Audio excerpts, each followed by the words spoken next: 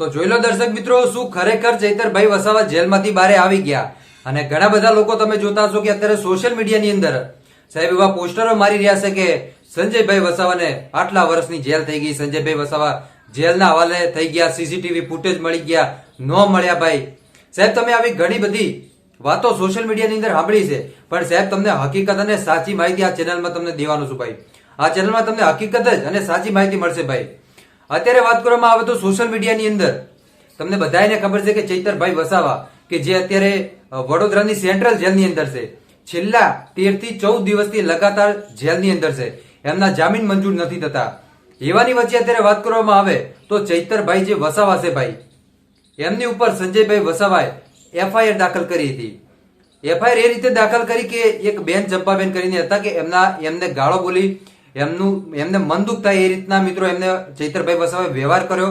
અને એટલું કર્યા છતાં એના પછી જે સંજયભાઈ વસાવા હતા એની ઉપર કાચનો ગ્લાસ ફેંક્યો. અને હવે મિત્રો જ્યારે ચૈતરભાઈ વસાવાએ એમ કીધું કે મિત્રો એમને તો નથી કીધું પણ સોશિયલ મીડિયામાં લોકો કહી રહ્યા છે કે જો કદાચ કાચનો ગ્લાસ માર્યો હોય ભાઈ તો એ તો બરોબર કે માર્યો હોય, પણ જે ચંપાબેન હતા ભાઈ એ ચંપાબેનને કઈ એમને ગાળો બોલી કે કઈ અભદ્ર વાણી વિલાસ કર્યો ભાઈ, કે તમે સાહેબ મને બતાવો તો ખરી કે ચંપાબેન વિશે અમારા ચૈતરભાઈ વસાવાએ આવું કીધું. સાહેબ તમે શા માટે સીસીટીવી ફૂટેજ નથી બતાવતા ભાઈ? જો સંજયભાઈ વસાવા સાચા હોય ભાઈ તો સીસીટીવી ફૂટેજ બતાવો ને સાહેબ. યા તમે કેમ પાછા પડો છો? ત્યાં તો તમારી બહુ ભાઈ આમથી આમ થાય. મિત્રો આ હું નથી કેતો ભાઈ, હું આ બિલકુલ નથી કેતો, આ સોશિયલ મીડિયામાં લોકો કહી રહ્યા છે ભાઈ. દરેકે ક્રિએટર હોય કે દરેકે સોશિયલ મીડિયામાં લોકો કમેન્ટ કરનાર વ્યક્તિ હોય, દરેકે વ્યક્તિ આ જ સવાલ કરી રહ્યા છે કે ચૈતર વસાવા સાચા છે અને ચૈતર વસાવા બારે આવશે. ભલે એમને સમય લાગે પણ સાહેબ માફી તો નહીં માગે.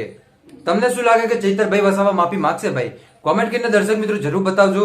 મળીશું આપણે નવા વિડીયોમાં. ત્યાં સુધી બધાને જય માતાજી, જય દ્વારકાધીશ. આગળ પણ આવવાનો સપોર્ટ કરતા રહેજો. ધન્યવાદ.